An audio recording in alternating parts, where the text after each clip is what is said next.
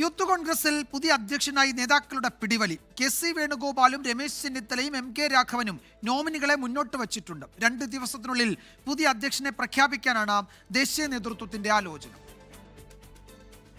Youth Congress സംസ്ഥാന അധ്യക്ഷനായി Binu ചുള്ളിയിലിനെ നിയോഗിക്കണമെന്നാണ് K C. വേണുഗോപാലിന്റെ ആവശ്യം. ബിനു ചുള്ളിയിലിനായി സമൂഹ മാധ്യമങ്ങളിലൂടെ ക്യാമ്പയിനും ആരംഭിച്ചു. മുൻപ് പല സമയങ്ങളിലും അർഹതപ്പെട്ട സ്ഥാനങ്ങൾ ത്യജിച്ചവനാണ് ബിനു ചുള്ളിയിൽ എന്ന നിലയിലാണ് ക്യാമ്പയിൻ. ഇതിന് പിന്നിൽ കെ.സി. വേണുഗോപാൽ എന്നാണ് ആക്ഷേപം. യൂത്ത് കോൺഗ്രസ് ദേശീയ സെക്രട്ടറിയായി തിരഞ്ഞെടുക്കപ്പെട്ട ആഴ്ചകൾ പിന്നീട് മുൻപ് പുതിയ സ്ഥാനം നൽകേണ്ട കാര്യമില്ലെന്നാണ് എതിർക്കുന്നവരുടെ വാദം. അബിൻ വർക്കി അല്ലാതെ മറ്റൊരു പേരും പരിഗണിക്കേണ്ടതില്ലെന്ന കടുത്ത നിലപാടിലാണ് രമേശ് ചെന്നിത്തല. സംഘടനാ തെരഞ്ഞെടുപ്പിൽ ഐ ഗ്രൂപ്പിനെ പ്രതിനിധീകരിച്ച് മത്സരിച്ച അബിൻ വർക്കി രാഹുൽ മാങ്കൂട്ടത്തിന് പിന്നിൽ രണ്ടാമതെത്തിയിരുന്നു.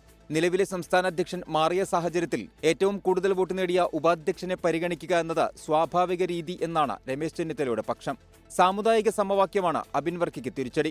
KPCC, യൂത്ത് കോൺഗ്രസ്, KSU പ്രസിഡന്റുമാരായി ക്രിസ്ത്യൻ വിഭാഗത്തിൽപ്പെട്ടവരാകും എന്നതാണ് വെല്ലുവിളി. മുൻ KSU സംസ്ഥാന അധ്യക്ഷൻ KM അഭിജിത്തിന് എ ഗ്രൂപ്പിന്റെ പിന്തുണയുണ്ട്. MK രാഘവൻ MP അഭിജിത്തിനായി നേരിട്ട് തന്നെ രംഗത്തുണ്ട്. യൂത്ത് കോൺഗ്രസ് ദേശീയ സെക്രട്ടറി സ്ഥാനത്ത് നിന്ന് അവസാന നിമിഷമാണ് അഭിജിത്തിനെ തഴഞ്ഞത്. വിവാദമായതിന് പിന്നാലെ KM അഭിജിത്തിനെ ഉടൻ പരിഗണിക്കാമെന്ന ഉറപ്പ് സംസ്ഥാന നേതൃത്വം MK രാഘവന് നൽകിയിരുന്നു.